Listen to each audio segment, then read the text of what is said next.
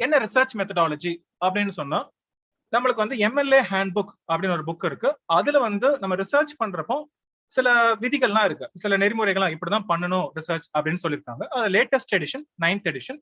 இப்போ பிஹெச்டி பண்றவங்க யூனிவர்சிட்டிஸ் காலேஜஸ்ல இதுதான் ஃபாலோ பண்றாங்க. அதுல 2 வகை இருக்கு. இப்போ என்ன இல்ல பிரச்சனை, ஏன் வந்து இந்த மெத்தடாலஜி ஃபாலோ பண்ணணும் அப்படின்னு ஃபர்ஸ்ட் பார்ப்போம். சரி, நம்பர் 1, நீங்க வந்து பிளேஜரிசம் அப்படின்னு ஒண்ணு இருக்கு. என்ன பிளேஜரிசம்? அதாவது மத்தவங்களோட கருத்தை நம்ம எடுத்துக்கிட்டு நம்மளது போல வந்து ப்ரொஜெக்ட் பண்றது.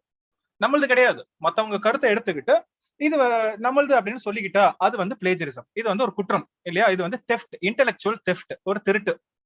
மத்தவங்களோட ஒரிஜினல் ஐடியாவை நம்மளதுன்னு சொல்றது திருட்டு அப்படின்னு சொல்லிட்டு பாக்குறாங்க. அப்படி பண்ணுனா அது மிகப்பெரிய தவறு. சில நேரம் பிஹெச்டி எல்லாம் கேன்சல் பண்ணிருக்காங்க, இல்ல பல பேர் வந்து வாழ்க்கையே கேள்விக்குறியா போகும். அதனால என்ன பண்றாங்கன்னா, ரிசர்ச் பண்றப்போ சில மெத்தட்ஸ் வந்து ஃபாலோ பண்ணுங்க அப்படின்னு சொல்றாங்க. அப்ப என்ன பண்ணணும்? நீங்க ஒரு டாபிக் எடுத்துட்டீங்க உங்க ரிசர்ச்சுக்கு, எம்ஏலயோ இல்ல பிஹெச்டிலயோ எடுத்துட்டீங்க. அப்ப அதை பத்தி படிச்சுட்டு எழுதுவீங்க. அப்ப படிச்சுட்டு எழுதுறப்போ அந்த கருத்தை சப்போர்ட் பண்றதுக்கு சில பேர்ட்ட ஐடியாஸ் பாரோ பண்ணுவோம், இல்ல அவங்க ஐடியாவை நீங்க எதிர்க்கிறதுக்கும் நம்ம மத்தவங்க வந்து பாரோ பண்ணுவோம். அப்படி பண்றப்போ எந்த இடத்துல இருந்து பாரோ பண்ணீங்களோ அதை வந்து அக்னாலேஜ் பண்ணிக்கணும், ஒத்துக்கணும். இதை நான் இங்க இருந்து எடுத்தேன் அப்படின்னு சொல்லி அங்க அக்னாலேஜ் பண்ணிடணும். அப்ப எப்படி பண்ணலாம்? அப்போ இன்டெக்ஸ்ட் அப்படின்னு சொன்னா நீங்க எழுதுறதுல, இப்ப இன்டெக்ஸ்ட் அப்படின்னு சொன்னா நீங்க ஒரு எஸ்ஸே எழுதுறீங்க, இல்ல அந்த டெசர்டேஷன் பிஹெச்டி தீசிஸ் எழுதுறப்பவே வந்து என்ன பண்ணிருந்தா, நான் எங்க இருந்து இதை பாரோ பண்ணேன்னு சொல்லிடணும், எந்த பேஜ் நம்பர்னு சொல்லிடணும். அதை வந்து இன்டெக்ஸ்ட் சைட்டேஷன் அப்படின்னு சொல்றாங்க. அப்போ இந்த ஸ்கிரீன்ல பாருங்க, அக்கார்டிங் டு ஜி.என். தேவி. அப்ப நான் சொல்லிடுறேன் இது என்னோட. அப்ப என்ன கருத்து? The greatest strength of Indian culture is multilingual, multilateral education. இதுதான் கருத்து. அதாவது இந்திய கலாச்சாரத்தோட கிரேட்டஸ்ட் ஸ்ட்ரென்த் என்ன அப்படின்னு சொன்னா, மல்டிலிங்குவல், பல மொழிகளும் இல்ல பல இலக்கியத்தையும் அதை சார்ந்துதான் வந்து எஜுகேஷன் இருக்கு. ஒரு மொழியில மட்டும் படிப்பு கிடையாது, ஒரு இலக்கியத்தை மட்டும் பேஸ் பண்ணி படிப்பு கிடையாது இல்லையா? மல்டி, இப்ப தமிழ் கல்ச்சரும் வரும், இல்ல தமிழ் இலக்கியமும் வரும், அதே மாதிரி ஹிந்தி இலக்கியம் வரும், இல்ல பெங்காலி இலக்கியம் வரும், அந்த மொழிகள் வரும். அப்ப மல்டிலிங்குவல் மல்டிலிட்டரல் எஜுகேஷன் அப்படிங்கிற ஃப்ரேஸ் எந்த கிடையாது, அது ஜி.என். தேவி அப்படிங்கிறது சொன்னது. யாரு அவர்? ஒரு பயங்கரமான கிரிட்டிக், இந்தியன் கிரிட்டிக் அவரு, கணேஷ் என் தேவி. இப்ப அவர் பாத்தீங்க அப்படின்னு சொன்னா, people's survey of India's languages, Indian linguistic survey அப்படிங்கிற மாதிரி ஒன்னு எடுத்துட்டு இருக்காரு. அது வந்து ரொம்ப நாளா அந்த பணியை வந்து அவர் பண்ணிட்டு இருக்காரு, ரைட்டா? அப்போ அவரு இந்த கருத்தை சொல்லியிருக்காரு அப்படிங்கிறது வந்து நம்ம பிஹெச்டில வந்து இது சேர்த்தோம் அப்படின்னு சொன்னா ஒரு நம்ம சொல்ற ஐடியாக்கு ஒரு பலத்தை கொடுக்குற மாதிரி இருக்கும். ஆனா இது நம்ம ஐடியா கிடையாது. அப்ப எழுதுறப்ப இப்படி எழுதலாம், அக்கார்டிங் டு ஜி.என். தேவி காமா அப்படின்னு சொல்லிட்டு அந்த ஐடியாவை போட்டுக்கிறேன். மல்டிலிங்குவல் மல்டிலிட்டரல் எஜுகேஷன் அவரோட கருத்து, அதை டபுள் கோட்ஸ்ல போட்டுறேன். அப்ப நான் சொல்றது என்னோட வார்த்தை இல்ல, அது அவரோட வார்த்தை, நான் அப்படியே கோட் பண்றேன் அப்படின்னு சொல்றேன். மூணாவது நான் என்ன பண்றேன், ஒரு ஸ்கொயர், ஒரு பேராந்திசிஸ் ஓபன் பண்ணி, பிராக்கெட் ஓபன் பண்ணி பேஜ் நம்பர் சொல்றேன் 129. அந்த புத்தகத்துல நான் எந்த புத்தகம் படிச்சனோ அந்த புத்தகத்துல 129 பக்கத்துல இது சொல்லப்பட்டிருக்கு, ஃபுல் ஸ்டாப் அப்படின்னு எழுதலாம். இல்ல எனக்கு வந்து ரொம்ப சென்டென்ஸ் வார்த்தைகள் அதிகமா இருக்கு, நான் கம்மி பண்றேன் அப்படின்னு சொன்னா ஸ்ட்ரைட்டா சொல்லிடலாம், the greatest strength of Indian culture is multilingual multiliteral education அப்படின்னு கோட்டை முடிச்சுட்டு அதுக்கப்புறம் பிராக்கெட் ஓபன் பண்ணி அந்த ஆத்தரோட செகண்ட் நேம், ரெண்டாவது பேர், சர் நேம் அப்படிம்பாங்க, தேவி, அதை மட்டும் போட்டுட்டு ஸ்பேஸ் 129 பேஜ் நம்பர் போட்டுட்டு க்ளோஸ் பிராக்கெட் ஃபுல் ஸ்டாப். ஒண்ணு இப்படி பண்ணலாம், இல்ல மேல இருக்கிற மாதிரி அக்கார்டிங் டு ஜி.என். தேவின்னு எழுதலாம். இப்போ உங்களுக்கு வந்து ஸ்பேஸ் கம்மியாகணும் அப்படின்னு சொன்னா அக்கார்டிங் டு போடாம எழுதிட்டு பின்னாடி வந்து அக்னாலேஜ் பண்ணிக்கலாம். அப்ப நாளைக்கு வந்து உங்க ரிசர்ச்சை பாக்குறவங்க என்ன பண்ணுவாங்க, இது வந்து உங்க இதை படிச்சுக்கிட்டே இருப்பாங்க, திடீர்னு வந்து ஜி.என். தேவின்னு இருக்கு, ரொம்ப பெரிய கிரிட்டிக் ஆச்சு, எந்த புத்தகத்துல சொல்லியிருப்பாருன்னு அவங்களுக்கு ஆச்சரியமா இருக்கும். அப்ப என்ன பண்ணுவாங்க, உங்களோட எம்ஏல இல்ல பிஹெச்ல பின்னாடி வந்து நீங்க படிச்ச புத்தகத்தை வந்து சைட் பண்ணுவீங்க, நான் எதெல்லாம் வந்து உள்ள காமிச்சிருக்கேன். அப்போ ஒர்க் சைட்டடுங்கிறது பின்னாடி வரும் உங்க தீசிஸ்க்கு பின்னாடி. அதுல போய் டி தேவி செக் பண்ணுவாங்க, ஆல்பபெட்டிக்கல் ஆர்டர்ல அரேஞ்ச் ஆயிருக்கும், டிஇவிஒய் இருக்கு, அப்ப டிவி, அப்போ ஜி.என். தேவி, கணேஷ் தேவி தான். எந்த புக்ல சொல்லியிருக்காரு? ஆஃப்டர் அம்னீஷியா அப்படிங்கிற புத்தகத்துல சொல்லியிருக்காரு. அந்த புத்தகம் வந்து ஓரியன்ட் லாங்மேன் அவங்க வந்து பப்ளிஷ் பண்ணிருக்காங்க, 1992ல பப்ளிஷ் பண்ணிருக்காங்க. அப்ப இதுக்கும் வந்து ஒரு மெத்தடாலஜி இருக்கு, அது வந்து இன்டெக்ஸ்ட் சைட்டேஷன், இது வந்து ஒர்க் சைட்டட். இதுக்கு வந்து ஒரு நெறிமுறை எல்லாம் இருக்கு, இப்படிதான் பண்ணணும்னு. அப்போ ஒரு ஆத்தருக்கு 2 பேர் இருந்துச்சுன்னு சொன்னா அந்த பின்னாடி இருக்கிற பேரு முன்னாடி வரணும், ஜி.என். தேவி அப்படிங்கிறது தேவி முன்னாடி வரணும், காமா ஜி.என். Full stop. அப்ப அந்த புத்தகத்தை பேர் வந்து ஐட்டாலிக்ஸ் இப்படி சரிவா வந்து சாச்ச மாதிரி வந்து போடணும், ஒரு ஃபுல் ஸ்டாப். அதுக்கப்புறம் எந்த பப்ளிஷரோ அவங்க பேரை போடணும், ஓரியன்ட் லாங்மேன், காமா, அந்த கமாக்கு அப்புறமா எந்த இயர்ல பப்ளிஷ் ஆச்சு, 1992, ஃபுல் ஸ்டாப். அப்ப இதுதான் வந்து மெத்தட். இதுதான் வந்து ஒரு ரிசர்ச் மெத்தடாலஜில முக்கியமானதா ஒண்ணு. இதுதான் பேஸ். அப்ப இன்னைக்கு கிளாஸ் நம்ம என்ன பார்க்க போறோம் அப்படின்னு சொன்னா, இந்த ஒர்க் சைட்டட் லிஸ்ட்டை எப்படி ரெடி பண்றது? ஏன்னா இது வந்து தீசிஸ் பண்ணிட்டு இருக்கிறப்ப வந்து பழைய கடைசியில வந்து சப்மிட் பண்றப்ப இது ஏதோ ஒரு பெரிய மலை மாதிரி இது ஒரு வெப்சைட்ல கொடுக்குறாங்க, சில பேர் காசை கொடுத்து பண்றாங்க, தேவையில்லாத விஷயம். ஒழுங்கா இது மேத்தமேட்டிக்ஸ் மாதிரி கத்துக்கிட்டு அதை நம்ம ஈஸியா நம்மளே பண்ணிடலாம். இன்னைக்கு அதுதான் பண்ண போறோம். இது உங்களுக்கு வெறும் கிளாஸ் மட்டும் கிடையாது, இது மணி சேவிங் கிளாஸும் கூட. ஏன்னா நீங்க வந்து பிஹெச்டி பண்றப்ப யார்ட்டும் நீங்க பணம் கொடுத்தாலும் இது பண்ண வேணாம், இதை நீங்களே பண்ணிடலாம். சரி, பாப்போம் இன்னைக்கு ஒர்க் சைட்டட் லிஸ்ட் எப்படி பண்றது, என்னென்ன ரூல்ஸ் எல்லாம் இருக்குன்னு ஒன் பை ஒன் நிதானமா போகும். சோ ஃபர்ஸ்ட், இப்ப நீங்க வந்து ஒரே ஒரு ஆத்தர் அவரோட புத்தகத்தை மட்டும் எடுத்து படிச்சிருக்கீங்க, பின்னாடி கோட் பண்ணணும். எப்படி பண்றது? ஃபர்ஸ்ட் அந்த ஆத்தருக்கு 2 பேர் இருந்துச்சுன்னா ஃபர்ஸ்ட் இன்வெர்ட் பண்ணுங்க. கிரண் நாகர்கர் அப்படிங்கிறது அவரோட பேரு. அப்போ நீங்க வந்து ஒர்க் சைட்ல பின்னாடி போடுறப்போ Nagarkar comma Kiran full stop இப்படி இன்வெர்ட் பண்ணிக்கணும். சர்நேம் முன்னாடி வரணும், ஃபர்ஸ்ட் நேம் பின்னாடி போகணும். எந்த புத்தகத்தை படிச்சிருக்குமோ அது வந்து பெரிய புத்தகமா இருந்தா, அதாவது ஒரு நாவல் இல்ல ஒரு collection of essay, collection of short stories, collection of poems, இல்ல ஒரு டிராமா, இது மாதிரி பெரிய ஒர்க் எல்லாம் வந்து இட்டாலிக்ஸ்ல போடணும். சரியா? அப்போ கக்கோல்டு அப்படிங்கிறது வந்து அவரோட நாவல்.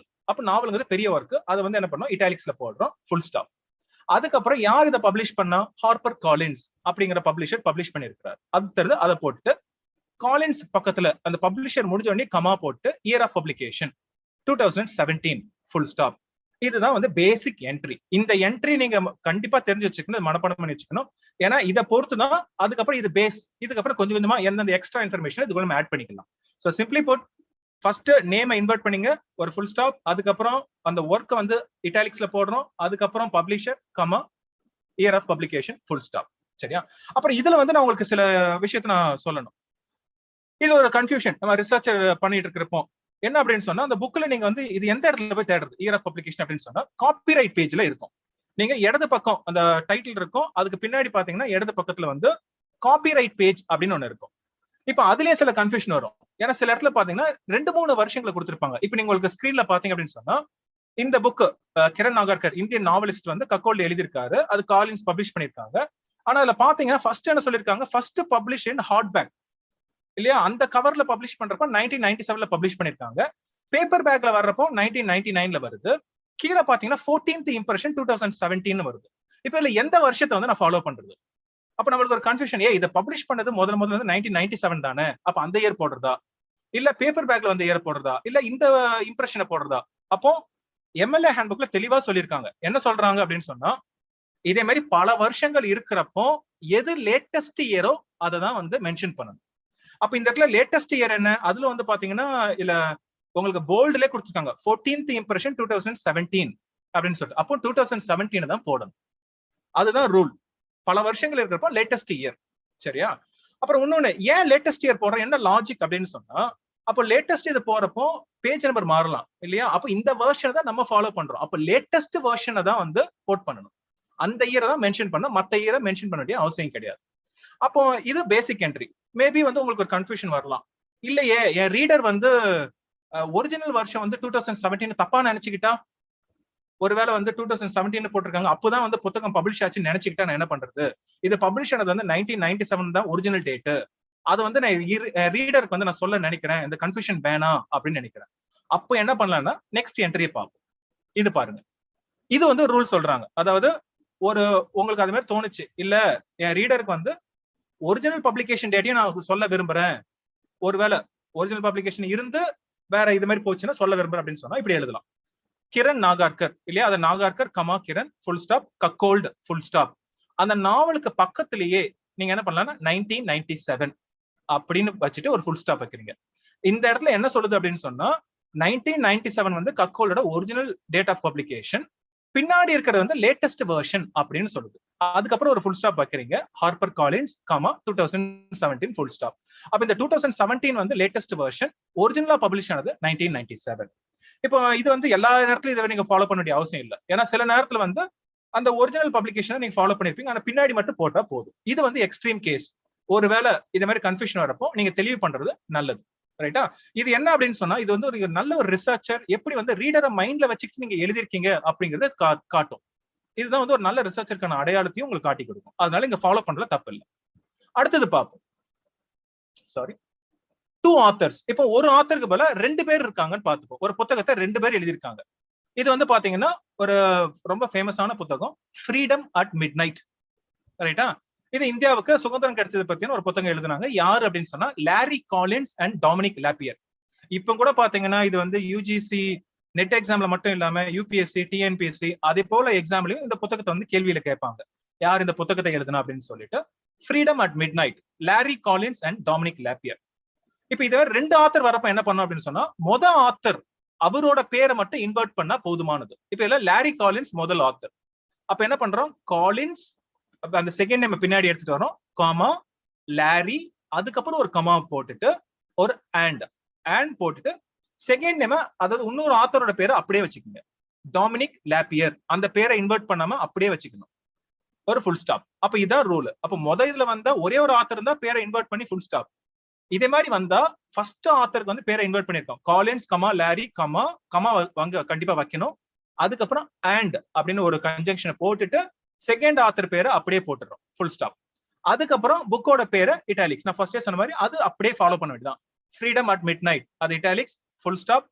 பப்ளிஷர் வந்து ஏவான் புக்ஸ், ஏன்னா அந்த வருஷன் நான் ஃபாலோ பண்றேன், காமா 1975 அது அப்ப பப்ளிஷ் ஆனது, ஒரிஜினல் என்கிட்ட இருக்கு, அதனால அந்த வருஷன் நான் ஃபாலோ பண்றேன். பின்னாடி வந்து ஃபுல் ஸ்டாப். சரியா? அப்புறம் இன்னொன்னு பாத்தீங்கன்னா இந்த எம்எல்ஏ ஹேண்ட்புக், இந்த கிளாஸோட இம்பார்ட்டன்ஸ் என்னன்னா, இதுல கொடுத்துருக்க எல்லா எக்ஸாம்பிளும் இந்த கிளாஸுக்காக தனியா எடுத்து ப்ரிப்பேர் பண்ணது. இது வந்து எம்எல்ஏ இருந்து அப்படியெல்லாம் போடல. ஏன்னு சொன்னா இந்த எக்ஸாம்பிள் கொடுத்தா நம்மளுக்கு வந்து ரிலவெண்டா ஃபீல் ஆகும். அப்புறம் இன்னொன்னு பாத்தீங்கன்னா இதுல இருந்தே உங்களுக்கு நாளைக்கு கொஸ்டின்ஸ் வரலாம் யூஜிசி நெட் எக்ஸாம்ல. அந்த ஒரு கண்ணோட்டத்துல எக்ஸாம்பிள்ஸ் எல்லாமே வந்து பர்சனலைஸ்ட் எக்ஸாம்பிள் தான் இங்க கொடுத்துருக்கு. சரியா? சோ இது இன்னொன்னு. இப்ப அடுத்தது பார்ப்போம். இப்ப ஒருவேளை வந்து 3 இல்ல அதுக்கு மேல வந்து புத்தகத்தை எழுதிருக்காங்க ஆத்தர்ஸ் அப்படின்னா என்ன பண்றது? 3 ஆர் மோர் ஆத்தர்ஸ். அந்த இப்ப 2 ஆத்தர்னா ஓகே, 3 பேர் வந்துட்டா, அதுக்கு மேல வந்துட்டா என்ன பண்றது?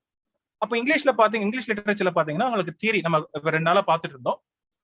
அதுல பாத்தீங்கன்னா போஸ்ட் கொலோனியலிசம் அப்படின்னு ஒண்ணு இருக்கு. அதுல ஒரு முக்கியமான புத்தகம் த எம்பையர் ரைட்ஸ் பேக். நான் நேத்தே வந்து சொல்லிட்டு இருந்தேன் எம்பையர் ரைட்ஸ் பேக் யாரு எழுதுனா அப்படின்னு சொன்னா, அது வந்து Bill Ashcroft, Gareth Griffiths, Helen Tiffin அப்படின்னு 3 பேர் வந்து எழுதியிருக்காங்க.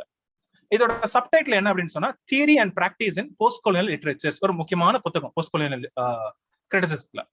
அப்ப இந்த 3 பேர் வந்திருக்காங்களா, நான் என்ன சொல்றது? அப்ப நீங்க ஆத்தர், அந்த டைட்டில் அந்த கவர் பேஜ் பாருங்க, ஆத்தர் பேரு பில் ஆஷ்கிராஃப்ட் இல்லையா? அப்ப அவரை மட்டும் இன்வெர்ட் பண்ணுங்க, ஆஷ்கிராஃப்ட் கமா பில், அதுக்கப்புறம் ஒரு கமா, அதுக்கப்புறம் நீங்க என்ன பண்ண போறீங்க, அந்த லாட்டின் வார்த்தையை போட போறீங்க, எட் ஆல், இடி ஸ்பேஸ் ஏஎல். அந்த இடி அப்படின்னா அண்ட் அப்படின்னு அர்த்தம், ஏஎல் அப்படின்னா அதர்ஸ், அண்ட் அதர்ஸ் மற்றவர்களும், அவ்வளவுதான், full stop. Ashcroft comma Bill comma et al. அப்ப ஆஷ்கிராஃப்டும் மற்றவர்களும் சேர்ந்து எழுதிய புத்தகம், அவ்வளவுதான் நம்ம சொல்லியாச்சு. மத்தவங்களை வந்து தேடி கண்டுபிடிச்ச போய் பார்த்தா அவங்க கண்டுபிடிக்க போறாங்க. அப்ப அந்த ஃபுல் ஸ்டாப்புக்கு அப்புறம் நம்ம என்ன பண்ணோம், அதே ரூல், புக்கோட பேரு நீங்க வந்து இட்டாலிக்ஸ்ல போட போறீங்க. ஆனா இன்னும் கொஞ்சம் நல்லா உத்து கவனிச்சிங்க அப்படின்னு சொன்னா, நான் நடுவில் என்ன பண்ணிருக்கேன், தி எம்பையர் ரைட்ஸ் பேக் காலன் ஒன்னு வச்சிருக்கேன், 2 புள்ளி வச்சிருக்கேன். அது என்ன சொல்லுது அப்படின்னு சொன்னா, ஒரு புத்தகத்துக்கு வந்து சப்டைட்டில் இருந்துச்சுன்னா, சப்டைட்டில் வந்து நீங்க ரெஃபர் பண்ணணும் அப்படின்னு சொன்னா, இது மாதிரி மெயின் டைட்டிலுக்கு பின்னாடி ஒரு காலன் வைக்கணும். த எம்பையர் ரைட்ஸ் பேக்ங்கிறது டைட்டில், அதோட சப்டைட்டில் வந்து theory and practice in post colonial literature subtitle. இது சப்டைட்டில் அப்படின்னு நீங்க சொல்லணும்னு நினைச்சீங்கன்னா அங்க வந்து காலன் வைக்கணும், தி எம்பையர் ரைட்ஸ் பேக் காலன், அதுக்கப்புறம் theory and practice in post colonial literature, full stop. இல்ல இது எத்தனாவது எடிஷன், இப்ப இது ஒரு பிரச்சனை வரும், ஃபர்ஸ்ட் எடிஷனா செகண்ட் எடிஷனா, அதை மென்ஷன் பண்ணணும் அப்படின்னு சொன்னீங்கன்னா அந்த டைட்டிலுக்கு பின்னாடி அதை நீங்க மென்ஷன் பண்ணலாம், செகண்ட் எடிஷன். அந்த எடிஷனோட ஷார்ட் ஃபார்ம் பண்ணும், இடி ஃபுல் ஸ்டாப், எடிஷனோட ஷார்ட் வெர்ஷன். அந்த ஃபுல் ஸ்டாப்புக்கு அப்புறம் ஒரு காமா, அதுக்கப்புறம் நம்ம பழைய இது போட வேண்டியதான். பப்ளிஷ் பண்ணது வந்து ரட்லிட்ஜ் அந்த பப்ளிஷர், காமா 2014 ஃபுல் ஸ்டாப். சரியா? சோ இதுதான் வந்து பேசிக்கான என்ட்ரி. நம்ம அப்படியே கொஞ்சம் கொஞ்சமா படிப்படியா வந்து நம்ம பில்ட் பண்ணிக்கிட்டே போறோம். பேசிக் என்ட்ரி பார்த்தோம், 2 ஆத்தர், இப்ப 3 ஆத்தர்.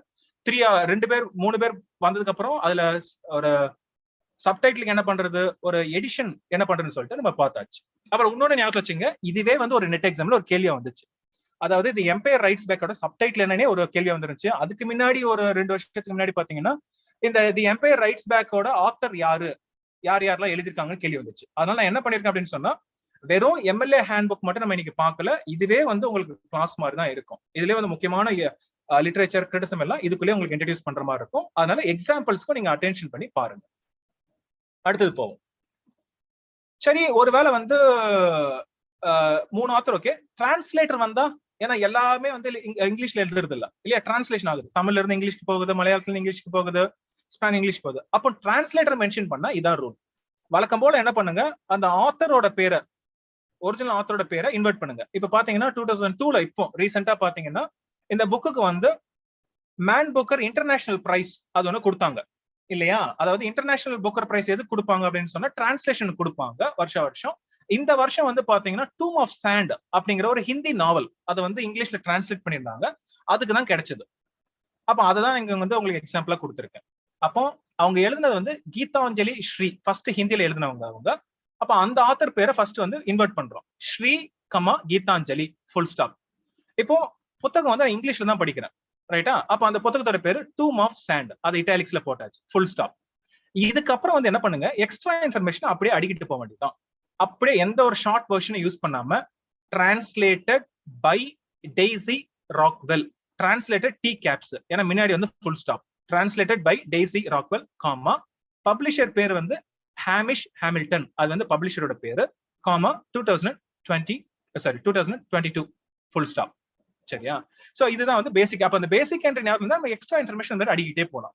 இல்ல எனக்கு வந்து டிரான்ஸ்லேஷன்ல தான் நான் வந்து என்னோட தீசிஸ் பண்றேன், எனக்கு கதை முக்கியம் கிடையாது, ஆனா அந்த ஹிந்தி வார்த்தைகள்ல இல்ல எக்ஸ்பிரஷன்ஸ் வந்து எப்படி வந்து டிரான்ஸ்லேட்டர் வந்து அழகா வந்து இங்கிலீஷ்க்கு டிரான்ஸ்லேட் பண்ணுங்க, அதை பத்தி என்னோட ரிசர்ச் வந்து ELT-ல இருக்கு, இங்கிலீஷ் லாங்குவேஜ் டீச்சிங்ல இருக்கு, அதனால வந்து இந்த புத்தகத்தை எடுத்திருக்கேன், எனக்கு டிரான்ஸ்லேஷன் தான் முக்கியம், அதனால அந்த டிரான்ஸ்லேட்டருக்கு நான் ரொம்ப இம்பார்ட்டன்ஸ் கொடுக்குறேன் அப்படின்னு சொன்னா அதுக்கு ஒரு ரூல் இருக்கு. நீங்க டிரான்ஸ்லேட்டர் வந்து முன்னாடி எடுத்துட்டு வரணும். அப்போ பண்றப்போ யாரு டிரான்ஸ்லேட்டர்? டெய்ஸி ராக்வெல் தான் டிரான்ஸ்லேட்டர். அப்ப நீங்க என்ன பண்ணலாம், ராக்வெல் கமா டெய்ஸி அது வந்து இன்வெர்ட் பண்ணியாச்சு. அதுக்கப்புறம் அவங்க யாரு அப்படின்னு சொல்லணும். நீங்க வந்து கீதாஞ்சலி ஸ்ரீ சொல்றப்போ அது ஆத்தர் தெரியும், அதனால எந்த ஒரு லேபிளும் கொடுக்க வேண்டியது இல்லை. அப்ப இது இப்படி பண்றப்ப என்ன பண்ண, ஒரு லேபிள் கொடுக்கணும் அவங்க யாருன்னு. அப்போ டெய்ஸி கமா டிரான்ஸ்லேட்டர் ஃபுல்லா எழுதிட்டு ஃபுல் ஸ்டாப். டி வந்து ஸ்மால் டி தான், ஏன்னா கமாவுக்கு அப்புறம் வரதுனால. அப்போ Rockwell comma daisy comma translator full stop, அப்போ கொடுத்தாச்சு. அதுக்கப்புறம் புத்தகம் எதை டிரான்ஸ்லேட் பண்ணாங்க? டூம் ஆஃப் சாண்ட் ஃபுல் ஸ்டாப், அது இட்டாலிக்ஸ்ல இருக்கு.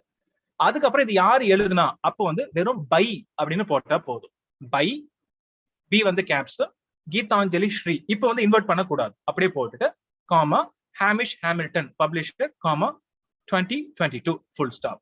ஒருவேளை நீங்க டிரான்ஸ்லேட்டருக்கு முக்கியத்துவம் கொடுக்கறதா இருந்தா இப்படியும் பண்ணலாம். சோ இந்த ரெண்டு மெத்தடுமே வந்து MLA ஹேண்ட்புக்ல வந்து சொல்லியிருக்காங்க. சரியா? அப்புறம் இன்னொன்னு வந்து ஏன் இந்த டிரான்ஸ்லேட்டருக்கு முக்கியம் கொடுக்குறேன்னு சொல்லிடுறேன். இந்த பிரைஸை பொறுத்த வரைக்கும் ஒரு இன்ட்ரெஸ்டிங்கான விஷயம், இந்த பிரைஸை பொறுத்த வரைக்கும் both the author and the translator அவங்க ரெண்டு பேருக்குமே பரிசு வந்து ஈக்குவலா பிரிச்சு கொடுப்பாங்க. உங்களுக்கு வந்து 50,000 பவுண்ட்ஸ், கிட்டத்தட்ட 50,000 பவுண்ட்ஸ், ஒரு பவுண்ட் வந்து கிட்டத்தட்ட 100 ரூபாய்க்கு சமம். 50,000 பவுண்ட்ஸ்னா எவ்வளவு அப்படின்னு நீங்க கால்குலேட் பண்ணிக்கோங்க. அந்த பணத்தை வந்து பாத்தீங்க அப்படின்னு சொன்னா பிரைஸ் மணியை ரெண்டு பேருக்கும் ஈக்குவலா பிரிச்சு கொடுப்பாங்க. ஏன்னா டிரான்ஸ்லேட்டர் ஒரு ஆத்தர் மாதிரி இந்த இதுல, ஏன்னா அவங்களும் வந்து தன்னோட கற்பனை அந்த டிரான்ஸ்லேஷன் அழகா ஹிந்தில இருந்து இங்க இங்கிலீஷ்க்கு டிரான்ஸ்லேட் பண்ணிருக்காங்க. Any translator for that matter, எந்த லாங்குவேஜ்ல இருந்து மாத்திரப்போ. அப்போ டிரான்ஸ்லேட்டருக்கும் சரிசமமா இவங்களுக்கு 50,000 25,000 இவங்களுக்கு, 25,000 பவுண்ட்ஸ் அவங்களுக்கு, கீதாஞ்சலி ஸ்ரீக்கு.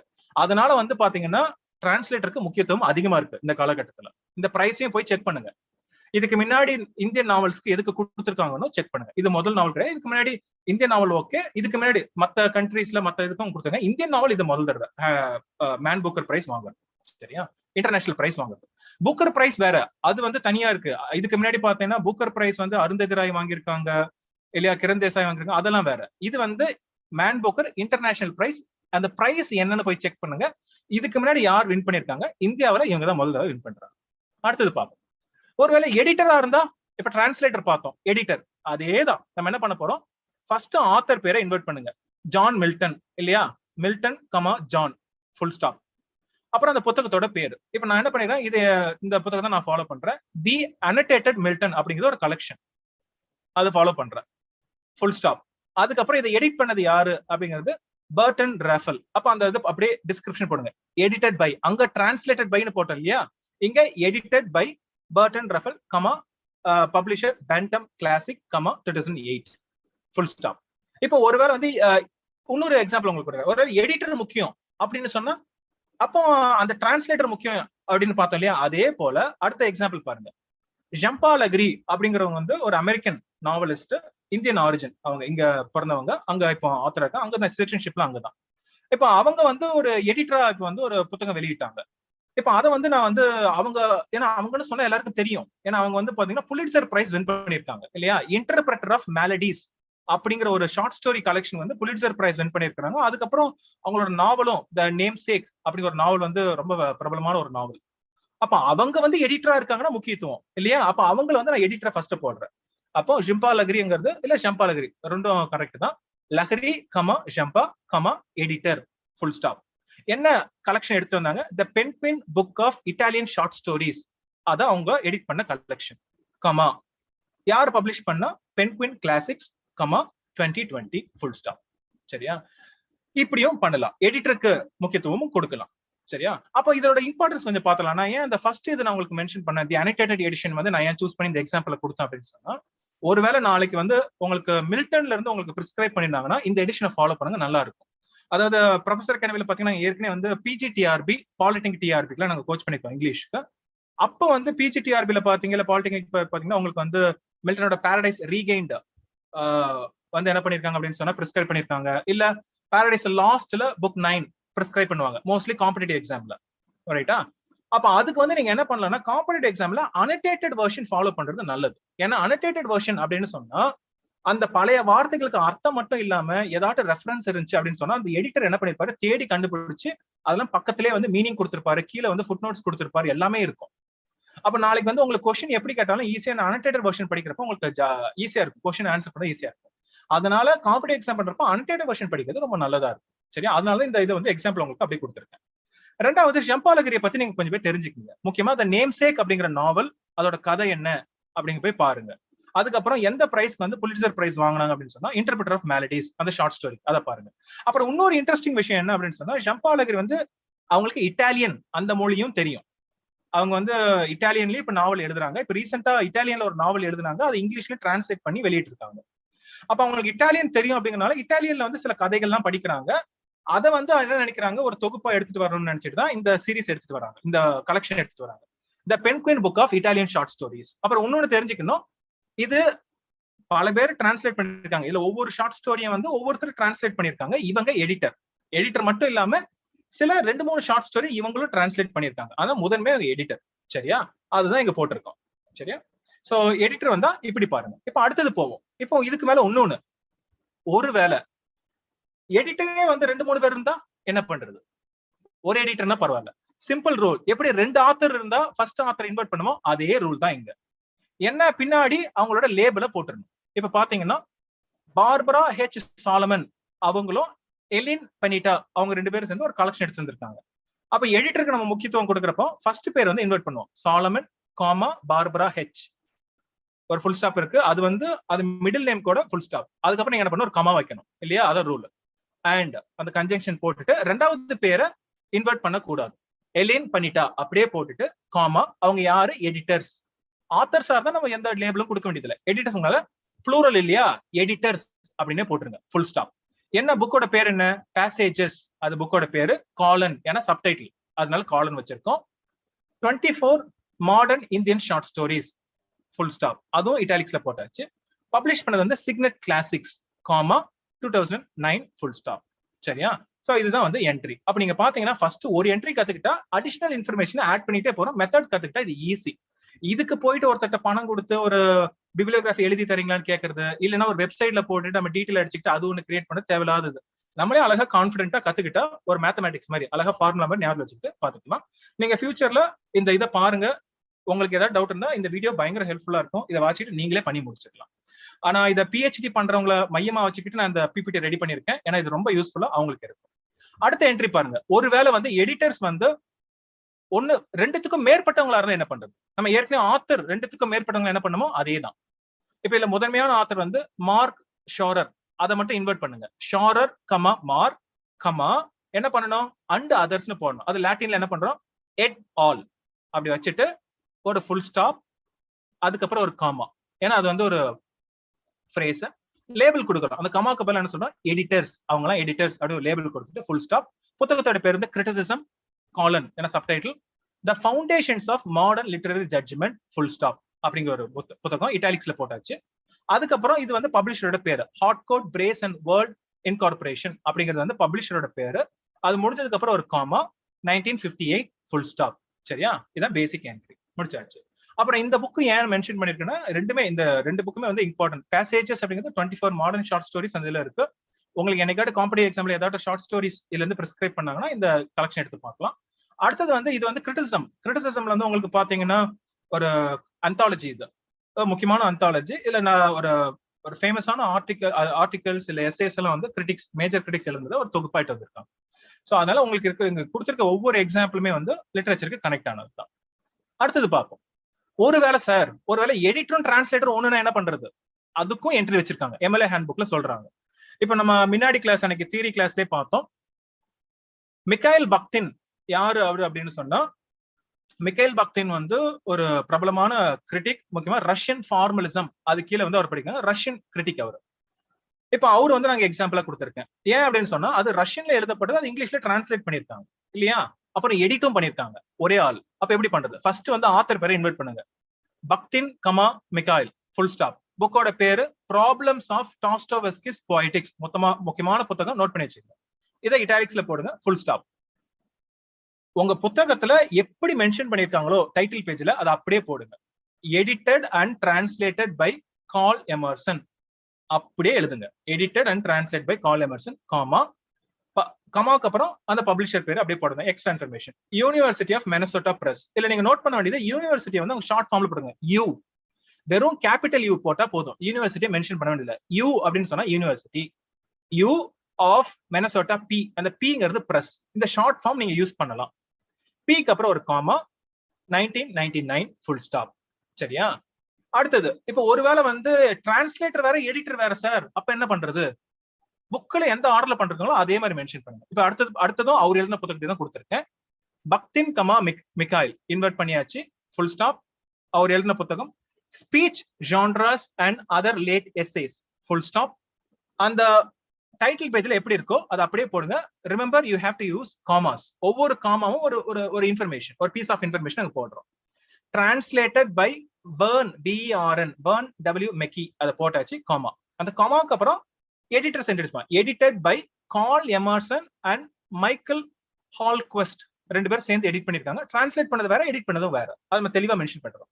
அது முடிஞ்சதுக்கு அப்புறம் comma, U of Texas P அப்படின்னு university of Texas press, comma 1986 full stop. ஓகேவா? இது மாதிரி யூனிவர்சிட்டி பிரஸ் வரப்ப யூபின்னு போட்டா போதும், அதான் U of Texas P full stop. சரி, கமா 1986, அவ்வளவுதான். அப்ப நீங்க ஒன்னு நோட் பண்ணிட்டே வரலாம். என்ன சார் இது, இந்த என்ட்ரில வந்து இந்த பக்தின் வந்து இந்த 3 வரி வருது இல்லையா? நீங்க ஸ்கிரீன்ல பாத்தீங்கன்னா பக்தினுக்கு பக்கத்துல வந்து 2வது வரியில பாத்தீங்கன்னா ஒரு ஸ்பேஸ் விட்டுருக்கேன், இங்க பாத்தீங்கன்னா ஸ்பேஸ் விட்டுருக்கேன். இது வந்து ஒரு மெத்தடாலஜி. அதாவது உங்க என்ட்ரி வந்து ஒரே ஒரு வரி அப்படின்னு சொன்னா ஃபுல் ஸ்டாப் வச்சுட்டு போயிருந்தான். 2வது வரியில தொடங்குறப்ப என்ன பண்ணா ஒரு 1/2 இன்ச் வந்து மார்ஜின்ல இருந்து விடணும். சரியா? இது வந்து நம்ம கடைசியில பார்ப்போம். நான் இப்பவே சொல்லிடுறேன் இது மாதிரி ஏன் இந்த விடுறேன் அப்படின்னு சொல்லிட்டு. அப்பதான் வந்து இது என்ட்ரின்னு தெரியும். நீங்க ஸ்கிரீன்ல பாருங்க, கரெக்டா ஒரு அடுத்தடுத்த என்ட்ரி, அது ஒரே என்ட்ரி, அடுத்த லைன் போறப்போ ஒரு 1/2 இன்ச் வந்து இந்த பக்கம் அந்த பக்கம் விட்டுருக்கேன். சரியா? அடுத்தது பார்ப்போம். சார் ஒருவேளை இல்லஸ்ட்ரேட்டர் வந்தா என்ன பண்றது? இப்ப நம்ம டிரான்ஸ்லேட்டர் பார்த்தோம், எடிட்டர் பார்த்தோம், டிரான்ஸ்லேட்டர் எடிட்டர் ரெண்டு பேருமே பார்த்துட்டோம். ஒருவேளை இல்லஸ்ட்ரேட்டர், ஏன்னா சில புத்தகங்கள் வந்து உங்களுக்கு வந்து ஓவியங்கள் அதுக்குள்ள இருக்கும், இல்லஸ்ட்ரேஷன்ஸ் இருக்கும்.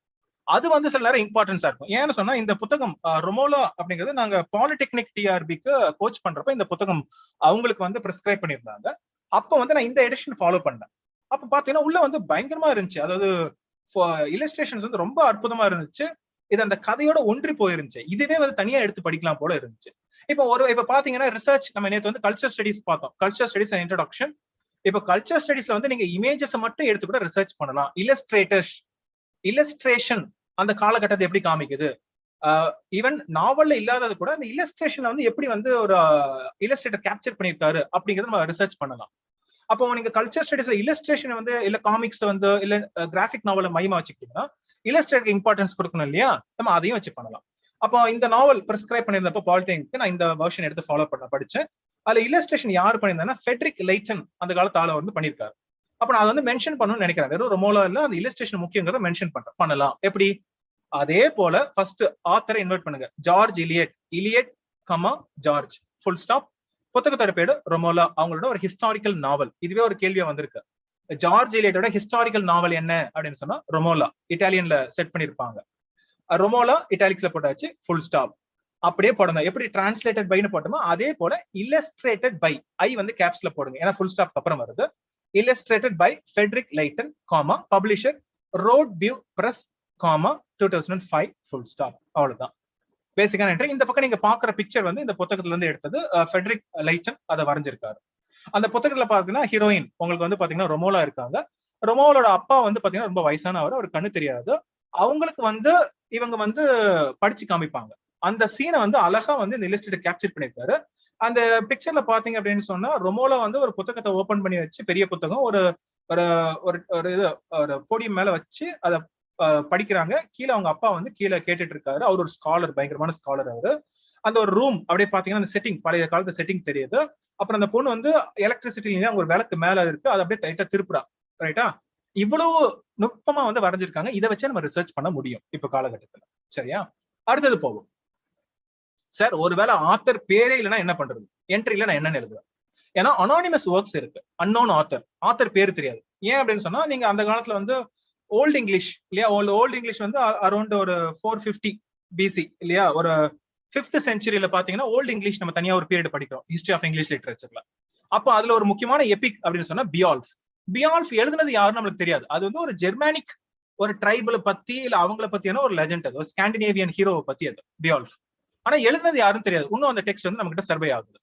அப்ப அப்படி என்ன பண்ணலாம்னா, ஒன்னும் பண்ண வேணாம். ஆத்தர் இல்லைன்னா ஒரு பிரச்சனை இல்ல, புக்கோட பேரை முதன்மையா வச்சுக்கலாம். ஆத்தரை நீங்க எதுவும் பண்ண வேணாம், புக்கோட பேரையே என்ட்ரில ஃபர்ஸ்ட் பிகினிங்ல போட்டுருங்க. பியால்ஃப் அப்படின்னே ஆரம்பிங்க. புக் அப்படிங்கனால இட்டாலிக்ஸ்ல போட்டாது, ஃபுல் ஸ்டாப். ஆனா பியால்ஃப் வந்து நம்மளால ஓல்டு இங்கிலீஷ் படிக்க முடியுமா? முடியாது. டிரான்ஸ்லேஷன் தான் கிடைக்கும். இங்க வந்து நான் உங்களுக்கு இந்த டிரான்ஸ்லேஷனை ரெக்கமெண்ட் பண்றேன், இது படிங்க. ஷேமஸ் ஹீனி அப்படிங்கிற வந்து ஒரு ஐரிஷ் போயட். அவரு ரொம்ப முக்கியமான ஒரு கண்டெம்பரரி போயட். அவரு ஷேமஸ் ஹீனி. அவரோட டிரான்ஸ்லேஷன் இது, நியூ வேர்ஸ் டிரான்ஸ்லேஷன் அவர் பண்ணியிருக்காரு. முக்கியமா நீங்க ஸ்கிரீன்ல பாக்குற எடிஷன் வந்து பாத்தீங்கன்னா பைலிங்குவல் எடிஷன். ஒரு பக்கம் ஓல்டு இங்கிலீஷ், இன்னொரு பக்கம் அவரோட மாடர்ன் டிரான்ஸ்லேஷன் இருக்கும். வேர்ட்ஸ்ல, கவிதையிலே டிரான்ஸ்லேட் பண்ணியிருக்காரு. அற்புதமான ஒரு கலெக்ஷன், குட்டியா இருக்கும். ஒருவேளை நீங்க பியால்ஃப் வாழ்க்கையில படிக்கணும்னு நினைச்சீங்கன்னா படிங்க. சும்மா சம்மரி இல்ல, ஒரிஜினல் இறங்கி படிப்போம் அப்படின்னு நினைச்சிட்டீங்கன்னா இந்த புத்தகத்தை படிங்க, ரொம்ப அற்புதமா இருக்கும். சோ அதை எப்படி பண்றது? சோ ஃபர்ஸ்ட் பியால்ஃப் போட்டாச்சு, full stop. Translated by Seamus Heaney, comma, publisher w.w.norton and company, comma, year வந்து 2000, full stop. இது பிரைஸும் வின் பண்ணுச்சு இந்த டிரான்ஸ்லேஷனுக்காக. Winner of the Whitbread award அது வந்து இந்த டிரான்ஸ்லேஷனுக்கு கொடுத்தாங்க. அவ்வளவு ஒரு ஃபேமஸான டிரான்ஸ்லேஷனும் கூட. உங்களுக்கு இதுவும் கேள்வியா வரலாம், சரியா? அதனால நம்ம வெறும் MLA ஹேண்ட்புக் மட்டும் பார்க்கல, இன்னைக்கு லிட்டரேச்சர் அப்படியே டிஸ்கஸ் பண்ணிட்டோம். அடுத்தது பார்ப்போம். இது வந்து நான் ஏன் இந்த என்ட்ரி கொடுத்தேன் அப்படின்னு சொன்னா இது முக்கியம். அதாவது நீங்க PhD பண்றப்போ, MPhil பண்றப்போ, இல்ல MA பண்றப்போ ஒரு ஒர்க், ஒரு கலெக்ஷன் இருக்கும். அந்த கலெக்ஷன்ல ஒரு ஒர்க்கை மட்டும் தான் நம்ம ரெஃபர் பண்ணிருப்போம். அப்போ என்ன சார் பண்றது? Work in an anthology. ஒரு அந்தாலஜில ஒரு போயட்ரி அந்தாலஜியா இருக்கலாம், இல்ல டிராமா அந்தாலஜியா இருக்கலாம், ஷார்ட் ஸ்டோரி அந்தாலஜியா இருக்கலாம். அந்தாலஜில ஒரு ஷார்ட் ஸ்டோரி தான் ரெஃபர் பண்ணிக்க, ஒரு போயம் தான் ரெஃபர் பண்ணிக்க. அதை எப்படி மென்ஷன் பண்றது? சிம்பிள். ஃபர்ஸ்ட் ஆத்தர் பேரை இன்வெர்ட் பண்ணுங்க. பேசிக் Nissim இசிக்கியல், gamma, Nissim, full stop. அவரோட போயம் பேர் என்ன? Background casually. அப்புறம் இன்னொரு ரூல் சொல்லிடுறேன், நான் ஏற்கனவே சொல்லிருந்தேன். பெரிய ஒர்க்கா இருந்தா இட்டாலிக்ஸ்ல போடணும், சின்ன ஒர்க்கா இருந்தா டபுள் கோட்ஸ்ல போடணும். பேக்ரவுண்ட் கேஷுவலி அப்படிங்கிறது ஒரு போயம், ஒரே ஒரு சிங்கிள் போயம். இதே மாதிரி ஒரு சிங்கிள் போயம், சிங்கிள் எஸ்ஸே அப்படிலாம் வந்துச்சுன்னா டபுள் கோட்ஸ்ல போடணும். அப்போ ஃபர்ஸ்ட் டபுள் கோட்ஸ் ஓபன் பண்ணுங்க. பேக்ரவுண்ட் கேஷுவலி, அது டைட்டில், ஃபுல் ஸ்டாப். அதுக்கப்புறம் அந்த கோட்டை வந்து க்ளோஸ் பண்ணணும். ரைட்டா? இதுதான் ரூல். நீங்க இட்டாலிக்ஸ்ல பண்றப்ப வந்து இந்த பிரச்சனை உங்களுக்கு கிடையாது, கோட்லாம் கிடையாது. அதனால ஃபுல் ஸ்டாப் ஜாலியா வச்சுட்டு போயாச்சு. இங்க வந்து கோட்ஸ் இருக்கனால ஃபுல் ஸ்டாப் வச்சதுக்கு அப்புறம் கோட்ஸ் வைக்கணும். சரியா? அதுக்கப்புறமா இது ஒர்க், அது ஆத்தர். இது எந்த கலெக்ஷன்ல நான் பார்த்தேன் அப்படின்னு சொன்னா 10-20th century இந்தியன் போயட்ஸ் அப்படிங்கிற கலெக்ஷன். அப்போ அது வந்து ஒரு கலெக்ஷன் இல்லையா, பெரிய ஒர்க். அதனால அது ஐட்டாலிக்ஸ்ல போட்டிருக்கேன், காமா. அதுக்கப்புறம் எடிட்டர் யாரு? பார்த்தசாரதி. அப்ப edited by R Parthasarathy, comma. Oxford University Press. அப்ப யூனிவர்சிட்டியும் பியும் ஸ்மால், கேபிட்டல் யூ கேபிட்டல் பின்னு மாத்திடலாம். ஆக்ஸ்போர்ட் யூபி அப்படின்னா ஆக்ஸ்போர்ட் யூனிவர்சிட்டி பிரஸ் அப்படின்னு அர்த்தம், காமா, 2002. அதுக்கப்புறம் நிக்க கூடாது, அதுக்கப்புறம் ஒரு காமா வச்சுக்கிட்டு அந்த அந்தாலஜில இந்த பர்டிகுலர் போயம் எந்த பேஜ்ல இருந்து எந்த பேஜ் வரைக்கும், ஒரே ஒரு சிங்கிள் பேஜ்னா ஓகே, அந்த ஒரு பேஜ் வைக்கலாம். இல்ல ஒரு பேஜ்ல இருந்து இன்னொரு பேஜுக்கு ரன் ஆகுது அப்படின்னு சொன்னா அதை நம்ம மென்ஷன் பண்ணணும். அப்ப நம்ம என்ன பேஜ் நம்பருக்கு என்னன்னு சொல்றோம்? ஸ்மால் பி, 2 பி போடணும். பி ரெண்டும் ஸ்மால், ஃபுல் ஸ்டாப். அப்ப பேஜ் நம்பர் வந்து 34ல இந்த போயம் தொடங்குது, 37ல முடியுது. அப்ப இந்த பேஜ் வந்து ஒரு ரேஞ்ச் ஆஃப் பேஜ் நம்பர் இல்லையா? அப்ப நடுவுல வந்து நீங்க என்ன பண்ணலாம் அப்படின்னு சொன்னா ஒரு டேஷ், ஒரு சின்ன டேஷ் போடணும். இது வந்து எம் டேஷ் அப்படின்னு சொல்லுவாங்க. அதை போடுறோம். அதுக்கப்புறம் 37க்கு அப்புறம் ஒரு ஃபுல் ஸ்டாப் வச்சிருக்கோம். சரியா? இதான் ரூல். இப்ப அடுத்த என்ட்ரில இப்ப சார் இப்ப ஒருவேளை வந்து போயம் ஓகே, இப்போ ஒருவேளை அது வந்து ஒரு அந்தாலஜி, டிராமா அந்தாலஜி, அதுக்குள்ள ஒரு டிராமா. அப்போ அந்த டிராமா வந்து நான் டபுள் கோட்ஸ்ல போடணுமா இல்ல வந்து இட்டாலிக்ஸ் பண்ணுமா? எந்த கன்ஃபியூஷன் இல்ல. டிராமா தானே, இட்டாலிக்ஸ்ல போடுங்க. அவ்வளவுதான். அது இன்னொரு ஒர்க்குள்ள வந்திருந்தாலும், ஒரு கலெக்ஷன் ஆஃப் டிராமாக்குள்ள வந்திருந்தாலும் இது டிராமா தானே, அதனால இதுவும் இட்டாலிக்ஸ்ல போடலாம். அந்த அந்தாலஜியும் இட்டாலிக்ஸ்ல போடலாம். அதான் ரூல். அப்புறம் இன்னும் நீங்க பாத்தீங்கன்னா, நீங்க ஆத்தர் பாருங்க, நான் இந்த வாட்டி இன்வெர்ட்டே பண்ணல இல்லையா? அங்க பாருங்க, ஒரு சைனீஸ் பேர் இது, கேவோ ஜிங்ஜியான், அதான் அவரோட பேர். ஒரு ஃபேமஸான சைனீஸ் ஆத்தர் இவர். அப்ப சைனீஸ்ல பாத்தீங்கன்னா அந்த பேர் வந்து செகண்ட் நேமே ஃபர்ஸ்ட் வச்சிருப்பாங்க. இப்ப இசிக்கியல்ங்கிறது இந்தியாவுல செகண்ட் நேமா இருக்கலாம். அதே போல வந்து உங்களுக்கு Milton, John Milton second name. ஆனா சைனீஸை பொறுத்த வரைக்கும் கேவோங்கிறதா செகண்ட் நேம். அவங்க கேவோ செகண்ட் நேமே ஃபர்ஸ்டா வச்சிருக்காங்க. அதனால இன்வெர்ட் பண்ண வேண்டிய அவசியம் கிடையாது. அதனால எம்எல்ஏ ஹேண்ட்புக் போய் நீங்க ஒரிஜினல் வாங்குங்க, படிங்க. அதுல நீங்க வந்து ஒரு சைனீஸ் நேமா இருந்தா என்ன பண்றது, ஒரு லாட்டின் அமெரிக்கன் ஸ்பானிஷ் நேமா இருந்தா என்ன பண்றது, அப்படிலாம் சில ரூல்ஸ் இருக்கு. அதை பாருங்க. இது வந்து சைனீஸ் நேமுக்கான ரூல். அங்க வந்து நீங்க வந்து செகண்ட் நேமே அவங்க வந்து வச்சிருப்பாங்க. ஃபர்ஸ்ட் நேமா யூஸ் பண்ணால இன்வெர்ட் பண்ண வேண்டிய அவசியம் கிடையாது. இந்த இடத்துல கேவோ ஜிங்ஜியான் அப்படியே போட்டுட்டு ஃபுல் ஸ்டாப். அவர் எழுதின டிராமா பேர் வந்து பஸ் ஸ்டாப். ஒரு இன்ட்ரெஸ்டிங்கான நாவல், ஒரு அப்சர்டிஸ்ட் நாவல். உங்களுக்கு அப்சர்ட் டிராமா அப்படிங்கிற ஒரு தனி ஃபீல்டு இருக்கு இல்லையா? அதுல வந்து சாமுவேல் பெக்கெட், வெயிட்டிங் ஃபார் கோடோ எல்லாம் வரும். அதே போலதான் இந்த ஒர்க்கும். பஸ் ஸ்டாப் வெயிட் பண்ணிட்டே இருப்பாங்க. அவர் கவர்மெண்ட் வந்து கிண்டல் பண்ணிருப்பார். அப்போ அது வந்து பஸ் ஸ்டாப் வந்து இட்டாலிக்ஸ்ல போட்டு ஃபுல் ஸ்டாப். அப்போ நீங்க யோசிக்கணும், இது சைனீஸ்ல எழுதுனது, இதை டிரான்ஸ்லேட்டட் ஒரு பண்ணிருக்காங்க, அது அங்கேயே போடுங்க. Translated by Kimberly Besio full stop. இது வந்து பெர்ஃபெக்ட் என்ட்ரி. இதுக்கப்புறமா நீங்க என்ன சொல்றீங்கன்னா, இந்த டிரான்ஸ்லேட்டர் ஒர்க் நீங்க எங்க பாத்தீங்க, ஒரு அந்தாலஜில பாத்தீங்க, அந்த அந்தாலஜி பேர் போடுங்க, தியேட்டர் அண்ட் சொசைட்டி. அப்ப அதுக்கு ஒரு சப்டைட்டில் இருக்கு, colon and anthology of contemporary Chinese drama. அதுக்கப்புறம் ஒரு காமா. அந்த கலெக்ஷனை யார் எடிட் பண்ணா அப்படின்னு சொன்னா, எடிட்டட் பை ஹாய்பிங் யான், அவர் ஒருத்தர் எடிட் பண்ணிருக்காரு. அதுக்கப்புறம் ஒரு காமா. பப்ளிஷர் வந்து அண்ட் ஈஸ்ட் கேட் புக், அது publisher, comma. Year of publication வந்து 1998, காமா. இதுக்கப்புறம் நீங்க என்ன பண்ணணும்னு சொன்னா, நம்ம ஒரு ஒர்க் தான் நம்ம ரெஃபர் பண்ணிருக்கோம். அப்ப அந்த பேஜ் நம்பர் சொல்லணும். அப்ப பஸ் ஸ்டாப் அப்படிங்கிற டிராமா வந்து பேஜ் நம்பர் 3, அதான் ஓப்பனிங், அதுல ஆரம்பிச்சு 59 வரைக்கும் போகுது. அப்போ பேஜ் நம்பருக்கு பி ஸ்மால், 2 பி பக்கத்துல நடுவில் எந்த ஒரு பங்க்சுவேஷன் மார்க்கும் கிடையாது. பி ஃபுல் ஸ்டாப், 3 ஒரு எம், ஒரு என் டேஷ், ஒரு 59 அந்த பேஜ்ல முடியுது, ஃபுல் ஸ்டாப். அவ்வளவுதான். சரியா? அப்போ இது வந்து நாங்க தெரிஞ்சுக்கணும், அந்த பர்டிகுலர் ஒர்க்கை டிரான்ஸ்லேட் பண்ணவர் தான் கிம்பர்லே பெசியோ. சரியா? இதுல வந்து அப்ப நான் என்ன சொல்றேன்னா, இது எடிட் பண்ணது ஹாய்பிங் யான். அப்போ ஒவ்வொரு ஒர்க்கையும் ஒவ்வொருத்தர் டிரான்ஸ்லேட் பண்ணிருக்காங்க. அதை வந்து நம்ம தெளிவா அங்க மென்ஷன் பண்ணிருக்கோம். சரியா? அப்ப நீங்க வந்து இவ்வளவு சிரமப்பட்டு பண்றப்ப பாத்தீங்கன்னா, உங்க பிப்ளியோ படிச்சாலே நீங்க எவ்வளவு ஒரு சீரியஸான ஸ்காலர் அப்படிங்கறத காட்டி கொடுக்கும். ஏன்னா உங்க ரீடரை மைண்ட்ல வச்சுக்கிட்டு இவ்வளவு தெளிவா எழுதினா மட்டும்தான் இவ்வளவு எழுத முடியும். சும்மா வந்து ஒரு வெப்சைட்டை பார்த்துக்கிட்டு எழுதினாலோ இல்ல வந்து யாருக்கே காசு கொடுத்து இந்த என்ட்ரி எல்லாம் எழுதினா இந்த அளவுக்கு வந்திருக்காது. அப்ப நீங்க ஓரளவுக்கு தெளிவா இருக்கிறப்ப அப்ப நீ என்ன பண்ணுங்க அப்படின்னு சொன்னா, நீங்க ரிசர்ச் பண்றப்பமே ஒரு புத்தகத்தை எடுத்தப்போ இதுதான் படிக்கிறேன்னா பேரலா இது மாதிரி வந்து என்ட்ரி எழுத ஆரம்பிச்சிருங்க. கடைசியில பிஹெச்டி முடிக்கிறப்ப வந்து உங்களுக்கு பர்டனாவே இருக்காரு. ஒரு 100 என்ட்ரி கூட எழுதிட்டு போட்டுமே, அன்னன்னைக்கு படிக்கிறதுக்கு அன்னன்னைக்கு நீங்க வந்து பிபிலியோகிராஃபி இந்த மாதிரி மெத்தடாலஜி படி பாடம் எழுதி வச்சிட்டீங்கன்னா, கடைசியில அழகா ஒரு வேர்ட் ஃபைல் எடுத்து அப்படியே தூக்கி இங்க ஓட்ட வேண்டியதுதான். அதை விட்டுட்டு இது ஒரு பெரிய விஷயங்கிற சொல்லி பின்னாடி வந்து இதுக்காக பணம் செலவு பண்ண வேண்டிய அவசியமும் கிடையாது, ஒரு பயப்பட வேண்டிய அவசியமும் கிடையாது. சரியா? அடுத்தது பார்ப்போம். சார் ஒருவேளை இன்ட்ரோடக்ஷன், ப்ரிஃபேஸ், ஃபார்வர்ட், ஆஃப்டர்வர்ட் அப்படிலாம் இருந்தா அது என்ன பண்றது? அதுக்கும் இருக்கு. ஏன்னா சில முக்கியமான புத்தகத்துக்கு வந்து யாராட்டும் முன்னுரை எழுதியிருப்பாங்க இல்லையா? இல்ல ப்ரிஃபேஸ், ஃபார்வர்ட், இல்ல பின்னாடி ஆஃப்டர்வர்ட் எழுதியிருப்பாங்க. அப்ப அதுல வந்து ஏதாவது முக்கியமான கருத்துக்கள் இருக்கலாம். இப்ப நான் அதை தான் வந்து நான் வந்து என் ரிசர்ச்ல கோட் பண்ணிருக்கேன் அப்படின்னு சொன்னா அதுக்கும் இதே என்ட்ரி தான். இப்ப இதுல பாத்தீங்கன்னா உங்களுக்கு வந்து பாத்தீங்கன்னா ஜான் பால் சார்த்ர் அப்படிங்கிற ஒரு பிரெஞ்சு பிலாசபர், முக்கியமா வந்து பாத்தீங்கன்னா எக்ஸிஸ்டென்ஷியல் பிலாசபி அப்படின்னு ஒரு பிலாசபி, அதை பேஸ் பண்ணி தான் உங்களுக்கு வந்து அப்சர்ட் டிராமா இருக்கு அவரோடது. அப்ப நீங்க பாத்தீங்கன்னா இது வந்து ஒரு பிரெஞ்சு நேம். அந்த ஜான் பால்ங்கிறது நடுவில் ஒரு ஹைஃபன் இருக்கு, அது வந்து ஒரே நேம், அதை வந்து பிரிக்க கூடாது, அப்படியே போட்டுறோம். அவரோட செகண்ட் நேம் வந்து சார்த்ர. அப்போ SARTRE, Sartre comma Jean Paul full stop. அவர் வந்து ப்ரிஃபேஸ் எழுதியிருக்காரு. அந்த ப்ரிஃபேஸுக்குன்னு தனி பேர் கிடையாது, அது பேரு ப்ரிஃபேஸ், அதனால ப்ரிஃபேஸ் வச்சிருங்க. இது வந்து டபுள் கோட்ஸும் போட வேண்டியல, இட்டாலிக்ஸும் போட வேண்டியல, அப்படியே விட்டுருங்க, ப்ரிஃபேஸ், அவ்வளவுதான், ஃபுல் ஸ்டாப். அதுக்கப்புறம் எந்த புத்தகத்துக்கு ப்ரிஃபேஸ், அந்த புக்கோட பேரு இட்டாலிக்ஸ்ல போடுங்க. தி ரெச்சிட் ஆஃப் தி எர்த், முக்கியமான புத்தகம். போஸ்ட் கொலோனியல் லிட்டரேச்சர் படிச்சீங்கன்னா இது ஒரு முக்கியமான ஒரு புத்தகம். அது காமா, அப்புறம் எக்ஸ்ட்ரா இன்ஃபர்மேஷன் ஃபுல்லா போடுறோம். யார் எழுதுனா? பிரான்சிஸ் ஃபேனன். பை அப்படின்னு போடுங்க. பை பிரான்சிஸ் ஃபேனன், காமா, இது பிரெஞ்சுல எழுதப்பட்டது. அப்ப டிரான்ஸ்லேஷன் ஒருத்தர் பண்ணிருப்பார் இல்லையா, அப்ப எக்ஸ்ட்ரா இன்ஃபர்மேஷன் அதையும் போடுங்க.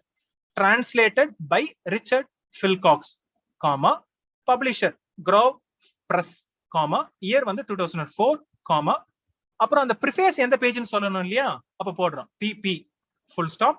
மோஸ்ட்லி வந்து பாத்தீங்கன்னா இந்த புத்தகம் பேஜ் நம்பர் 1 to ஆரம்பிக்கிறதுக்கு முன்னாடியே ப்ரிஃபேஸ்லாம் வந்துரும் இன்ட்ரோடக்ஷன்ல. அதுக்கு வந்து பாத்தீங்கன்னா ரோமன் லெட்டர்ஸ் யூஸ் பண்ணுவாங்க இல்லையா. இப்ப இங்க பாத்தீங்கன்னா இங்க யூஸ் பண்ணுவாங்க XLIII இல்லையா, 3 டாட் வச்சிருக்கோம். அடுத்தது அந்த ஒரு என் டேஷ், அதுக்கப்புறம் பாத்தீங்கன்னா ஒரு LX, அதுக்கப்புறம் வந்து II டாட் வச்சிருக்கோம். சோ இது வந்து அந்த ப்ரிஃபேஸுக்கான பேஜ் நம்பர் மோஸ்ட்லி ரோமன் லெட்டர்ஸ்ல யூஸ் பண்ணிட்டாங்க, வச்சாச்சு. இது முடிச்சாச்சு. சரி, இது ஒண்ணு. அப்புறம் சார் ஒருவேளை வந்து அந்த ப்ரிஃபேஸுக்கே வந்து அந்த ஆத்தர், ப்ரிஃபேஸ் எழுதின ஆத்தர் வந்து தனியா டைட்டில் கொடுத்தா என்ன பண்றது? அப்ப அந்த டைட்டிலே வந்து அங்க நீங்க யூஸ் பண்ணலாம். நீங்க பாத்தீங்கன்னு சொன்னா அடுத்த என்ட்ரி பாருங்க. எட்வர்ட் சயட் இல்லையா, அவர் வந்து ஒரு ஃபேமஸான போஸ்ட் கொலோனியல் கிரிட்டிக். இன்னைக்கு வரைக்கும் ஓரியன்டலிசம் அப்படின்னு ஒண்ணு இருக்கு. அதாவது அங்க இருக்கிற வெஸ்டர்னர்ஸ் நம்மளை எப்படி வந்து போர்ட்ரே பண்றாங்க, அதாவது western point of view or வெஸ்டோட ஈஸ்ட் வந்து எப்படி போர்ட்ரே பண்றாங்க, அதான் ஓரியன்டலிசம் இல்லையா. அவங்களோட பார்வையில் இங்க கிழக்கு எப்படி வந்து போர்ட்ரே பண்ணாங்க, அது வந்து ஓரியன்டலிசம் அப்படின்னு சொல்றோம். அத முதல்ல ஒரு ஃபீல்டா எமர்ஜ் பண்ணது வந்து இவர் தான், எட்வர்ட் சயட். ஞாபகம் வச்சுங்க. போய் ஓரியன்டலிசம் என்னன்னா செக் பண்ணுங்க. இப்ப அவரே வந்து ஒரு ப்ரிஃபேஸ் எழுதிருக்காங்க, அப்ப எவ்வளவு முக்கியமான ப்ரிஃபேஸா இருக்கும். அப்ப நம்ம அவரது வந்து நம்ம படிச்சிருக்கோம். அப்ப என்ன பண்ணுங்க, Said comma Edward full stop, author invert பண்ணியாச்சு. அவர் என்ன பண்ணிருக்காரு, தான் எழுதின இன்ட்ரோடக்ஷனுக்கு ஒரு டைட்டில் கொடுத்திருக்காரு, ஹோமேஜ் டு ஜோ சாக்கோ அப்படிங்கிறது அந்த இன்ட்ரோடக்ஷனோட பேர். அப்ப நீங்க என்ன பண்ணா, இது மாதிரி டைட்டில் கொடுத்தா என்ன சொன்னேன், சின்ன டைட்டில் இருந்தா டபுள் கோட்ஸ் போடலாம். அப்ப double quotes homage to Jo Chacko full stop, அதுக்கப்புறமா டபுள் கோட்ஸ் க்ளோஸ் பண்ணியாச்சு. புத்தகத்தோட பேர் என்ன, பாலஸ்தீன், அதான் புத்தகத்தோட பேரு. ஒரு கிராஃபிக் நாவல் அது. அதுக்கப்புறம் காமா, யார் எழுதுனா, பை ஜோ சாக்கோ, அவர் எழுதியிருக்காரு, காமா, யார் publisher, Fantagraphics Books, comma, year of publication 2003, comma. அப்ப இந்த இன்ட்ரோடக்ஷனோட பேஜ் நம்பர் கொடுக்கணும். PP.1ல இருந்து 5 வரைக்கும், அதாவது ரோமன் லெட்டர் போட்டுருக்காங்க. ஒரு ஸ்மால் ஐ, ஒரு என் டேஷ், அதுக்கப்புறம் V அப்படின்னு சொன்னா 1ல இருந்து 5 வரைக்கும் ஃபுல் ஸ்டாப். சரியா? சோ இப்படி வந்து நீங்க யூஸ் பண்ணலாம். அடுத்தது, ஒருவேளை பிரிண்ட் ஜேர்னலா இருந்தா அதே மாதிரிதான், ஜேர்னலுக்குன்னு ஒரு என்ட்ரி இருக்கு, அது என்னன்னு பார்ப்போம். ஃபர்ஸ்ட் ஆத்தரை இன்வெர்ட் பண்ணுங்க. Eagleton comma Terry full stop, ஆத்தரை இன்வெர்ட் பண்ணியாச்சு.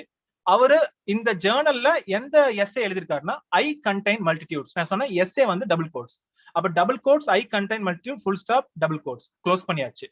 எப்படி வந்து புத்தகத்தை வந்து நீங்க இட்டாலிக்ஸ் பண்றீங்களோ அதே போல ஒரு ஜேர்னலோட பேரும் இட்டாலிக்ஸ் பண்ணணும். லண்டன் ரிவ்யூ ஆஃப் புக்ஸ் அப்படிங்கறத இட்டாலிக்ஸ் பண்ணுங்க, காமா. அப்புறம் இதுக்குன்னு சில விதிகள்லாம் இருக்கு. இந்த இது வந்து நான் மெட்ராஸ் யூனிவர்சிட்டியில PhD பண்ணிட்டு இருக்கிறப்போ இந்த ஜேர்னல் நான் அங்க படிச்சேன், என்னோட ரிசர்ச்க்கு யூஸ் பண்ணிட்டேன் PhDக்கு. அப்போ இது என்கிட்ட இன்னும் இருக்கு இந்த காப்பி, அதனால இது அப்படியே உங்களுக்கு வந்து ஒரு ஸ்னாப்ஷாட் நீங்க போட்டு வச்சிருக்கேன். அந்த இதுல பாருங்க, லண்டன் ரிவ்யூ ஆஃப் புக்ஸ்க்கு கீழே பாத்தீங்கன்னா ஒரு லைன் போகுது, அதுல வந்து எல்லா இன்ஃபர்மேஷன் கொடுத்துருக்காங்க. வால்யூம் 29 நம்பர் 12 21 ஜூன் 2007 அப்படின்னு கொடுத்துருக்காங்க. அதை வந்து நம்ம சொல்லணும். ஏன்னா இந்த ஜேர்னல் எந்த வால்யூம், எந்த இஷ்யூ நம்பர், எப்போ பப்ளிஷ் ஆச்சு, எந்த சீசன், அதெல்லாம் சொல்லணும். அப்ப இதான் மெத்தடாலஜி. வால்யூம்னு வந்துச்சுன்னா VOL, V வந்து ஸ்மால்ல போட்டா போதும். ஏன்னா வந்து London Review of Books, comma, கமாக்கு அப்புறம் சின்னதுதான் VOL டாட், ஏன்னா அது வந்து அப்ரிவேஷன் டாட் 29 அதை போட்டுட்டு இன்னொரு ஒரு காமா, இஷ்யூ நம்பர், அது வந்து நம்பர் இருக்கு இல்லையா, அது வந்து N ஸ்மால்ல போட்டுட்டு NO dot, short version number dot 12 அதை போட்டாச்சு, காமா, 2007 இயர் மட்டும் மென்ஷன் பண்றோம், காமா. அப்போ இந்த இதுக்குள்ள என்னோட எஸ்ஏ, நான் படிச்ச எஸ்ஏ எந்த பேஜ் நம்பர், PP.13 ஒரு என் டேஷ் ஒரு 15 பேஜ் நம்பர் 13ல இருந்து 15 வரைக்கும் ஃபுல் ஸ்டாப். சரியா? அப்ப நீங்க ஒரு என்ட்ரி கத்துக்கிட்டு அதை அப்படியே போடுறதுதான், எக்ஸ்ட்ராவா நான் பில்ட் பண்ணி போக வேண்டியதுதான். இது வந்து பிரிண்ட் ஜேர்னல். சரி சார், ஒருவேளை வந்து டேட்டா பேஸ்ல, ஏன்னா இப்ப பாத்தீங்கன்னா மோஸ்ட்லி நீங்க ரிசர்ச்சர்ஸ் அதிகமா பார்க்க வந்து ஆன்லைன் டேட்டா பேஸ்ல பண்றோம். அதனால டேட்டா பேஸ் அப்படிங்கிறது வந்து ஒரு பெரிய கலெக்ஷன், ஆன்லைன் லைப்ரரி மாதிரி அது. அப்ப இதுல வந்து டேட்டா பேஸ் வந்து பாத்தீங்கன்னா ஏகப்பட்ட டேட்டா பேஸ் இருக்கு. லிட்ரேச்சருக்கு முக்கியமா வந்து ஜேஸ்டர், JSTOR இல்லைன்னா ப்ராஜெக்ட் மியூஸ் இப்படிங்கிற ஒரு டேட்டா பேசஸ் எல்லாம் இருக்கு நம்ம கிட்ட. அந்த டேட்டா பேஸ் என்ன பண்ணும் அப்படின்னு சொன்னா, அவங்க வந்து ஒரு நிறுவனம், அவங்க என்ன பண்ணுவாங்க, எங்கெங்கெல்லாம் வந்து பப்ளிஷ் ஆகுது, ஒரு நல்ல ஆர்டிகல்ஸ் பப்ளிஷ் ஆகுது, நல்ல ஜேர்னல் இருந்துச்சுன்னா அவங்க கிட்ட ரைட்ஸ் வாங்கிக்கிட்டு அதை வந்து ஸ்கேன் பண்ணி இவங்க வந்து இவங்க டேட்டா பேஸ்க்குள்ள போட்டு வச்சுப்பாங்க. லைப்ரரி மாதிரி ஒரு புத்தகம் மாதிரி இருக்கும். நம்ம வந்து ஆக்சஸ் பண்ணலாம். நம்ம வந்து எல்லாராலையும் இதை ஆக்சஸ் பண்ண முடியாது. இதுக்கு நம்ம காசு கட்டணும் இந்த டேட்டா பேஸ். ஏன்னா இது வந்து அவ்வளவு சிரமப்பட்டு பண்ணியிருக்காங்க. மோஸ்ட்லி வந்து பாத்தீங்கன்னா யூனிவர்சிட்டிஸ் வந்து இதுக்கு வந்து பே பண்ணுவாங்க. இந்த ஜஸ்ட் டேட்டா பேஸ் பண்ணி ஆக்சஸ் வாங்குவாங்க. நம்ம யூனிவர்சிட்டியில நீங்க ஸ்டூடெண்டா இருக்கிறீங்க, இல்ல சில காலேஜஸ்ல பாத்தீங்கன்னா டிஜிட்டல் லைப்ரரிஸ் இருக்கும். அவங்களும் வந்து இதுக்கு யூனிவர்சிட்டில இருந்து கொடுத்திருப்பாங்க, ஆக்சஸ் கொடுத்திருப்பாங்க. உங்களுக்கு வந்து பாஸ்வேர்ட், நீங்க நல்ல காலேஜ்ல ஜாயின் பண்றப்ப அங்க டிஜிட்டல் லைப்ரரி இருந்துச்சுன்னு சொன்னா நீங்க டிஜிட்டல் லைப்ரரிக்கு போனீங்கன்னா இது வந்து அங்க இருந்து ஆக்சஸ் பண்ணலாம். சரியா சார்? அங்க மட்டும் தான் ஆக்சஸ் பண்ணலாம், வெளியே இருந்தும் பண்ணலாம். நீங்க வந்து இண்டிவிஜுவலா நான் ரிசர்ச்சரா ஆக்சஸ் பண்ணணும் அப்படின்னு சொன்னா நீங்க கூட இதை சப்ஸ்கிரைப் பண்ணி அவங்க ஃபீஸ் கேட்பாங்க, கொஞ்சம் பே பண்ணிட்டு சப்ஸ்கிரைப் பண்ணியும் பண்ணலாம். சரியா? அதுவும் வந்து நம்ம இதுல வந்து இருக்கு.